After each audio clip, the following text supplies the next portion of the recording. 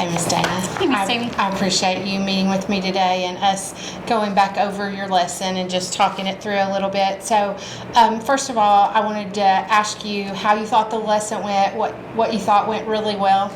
Let's talk about that first. I thought it went well. The kids were engaged. They transitioned quickly.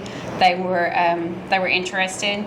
At the end, it did start to kind of wane off, but of course they've been there for a long time. So I thought that it went well. I would have liked to add a few visuals, so they would have seemed a little bit better. But I thought that they did very well. Okay. They were involved in participating. Okay. And that's what I noticed too. I did notice the participation and the engagement.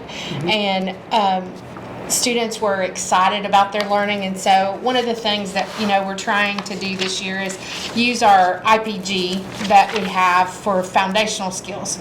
And that's something that we're going to work more on this summer into next year, so that when we're in and out of classrooms with the foundational skills, we always ground everything in the evidence of the IPG. So one of the places on the IPG, the very first part is the culture of learning, or the environmental readiness part. And your classroom is very, very strong. So when I think about those indicators, what I see in your classroom, students volunteer and participate, right? They follow behavioral expectations and directions that it's very strong in your room. You mentioned the transitions. It was a very smooth transition. You sent a group to Cassidy, a group to Penny, and you had your group. Everybody was moving and they knew exactly what to do. And then it talks about a sense of urgency from start to finish. And like, you don't waste time in your classroom. When I'm in your classroom, not just this lesson, but anytime in your classroom, there's a sense of urgency. And last, it talks about demonstrate a joy for learning, and the positive relationships. And that's huge with your students. You have a very, very strong positive relationship, and they're all about learning. In this lesson in particular, we talked about you always have a question of the day, and they were answering and they were participating, and they were all eager to share about their brothers. One spoke up and said cousin, and you entertained 2 or 3 students, but you didn't allow that to take away from your lesson. You very quickly told them, hey, you can share that with me when we go to centers later in the day. So you always do a great job of that, and your culture of learning and environmental readiness is very, very strong. So that's definitely a strength. But also piggybacking off of that, you named out your engagement. So there's the 3 core actions. Core action 1 is just about sounds first itself, which is what your lesson was about. And then the other parts of the IPG recognize instructional practices, like just your best practices in core action 2, like questions and tasks, and then core action 3 talks about the engagement. So you named out the engagement, and one of the things that it says, all students participate actively in their lesson, either through listening, speaking, reading, or writing. All students had opportunities to listen and to speak during this lesson. So that's huge. And one of the things we're looking for when we're in those classrooms is to see that everyone is participating. And you did a good job to ensure everybody had an opportunity. And part of that engagement, I think that is strong, has to do with how you have been grouping your students.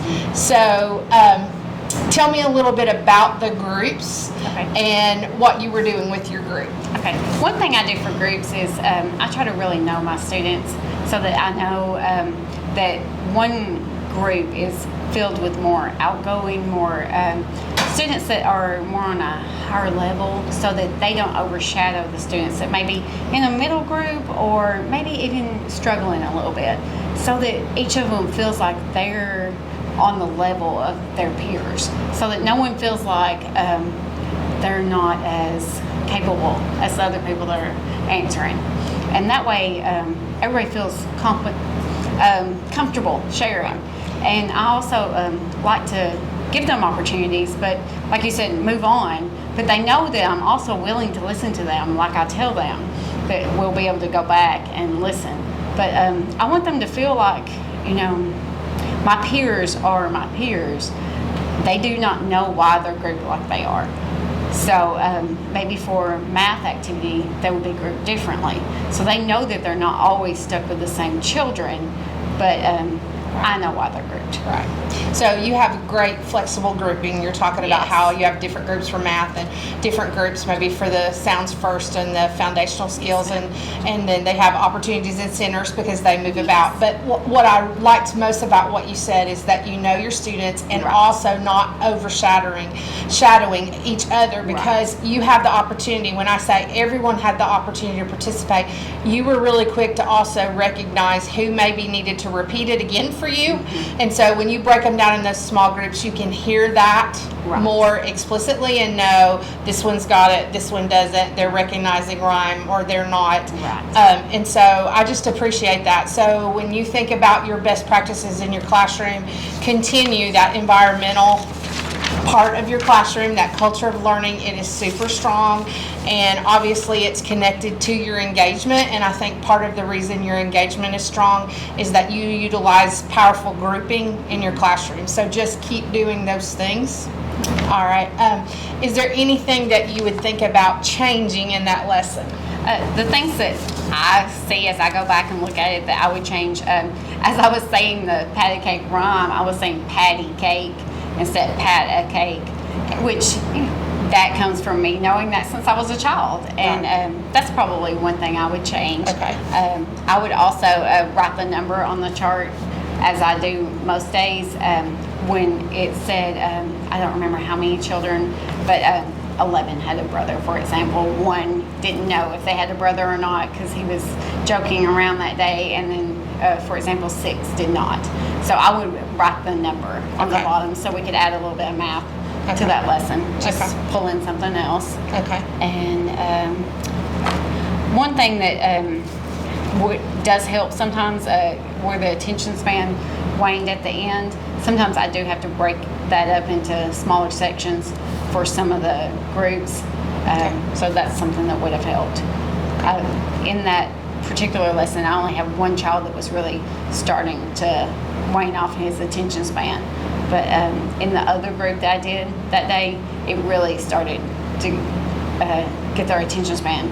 So maybe doing part of that lesson and then waiting a few minutes and then doing it in a different way. All right. Well, I love that you were able to reflect and have already kind of come up with some ideas of how you could make the lesson go smoother for each group, because I hear you differentiating and saying, if I reflected and did this again, maybe one group in particular, I need to divide it into 2 segments. Visuals are always like a strong thing, right? And sometimes it's just easy for us to just move on. But I love the idea that you also recognize that putting that visual of that number up there would help them. When we think about the sounds first, I know the last time that we met and we talked about your lesson, we really focused on articulation. Mm-hmm. So as you watch the video this time, I know you called out the pat a cake, and as you said, we've all kind of sang that rhyme forever and we say patty cake instead of patty cake. But when you went back and listened for sounds this time, or anything that you were articulating, did anything jump out at you this time? Did you notice a difference? I could tell I was being more conscious of how I said the sounds, and I also had taught myself this difference in a quick sound and a sustained sound. So I think those videos that we watched were a big help. So I appreciate the fact too that you could see that you were conscious when you were producing the sounds for the students, and it's been nice to be back in your room and know that you had those posters up to remind you about the quick sounds and the sustained sounds, and that you watched the video. So part of what we want as teachers grow, as we all grow and learn, is to take some of the suggestions that we have and implement in their classroom. And that's obvious because from this lesson even I could hear the articulation and the difference there. So, keep doing what you're doing. And as far as like just piggybacking off of what you said of what you might change, the only thing that I kind of picked up on too is maybe that just that visual would be a good idea for that part.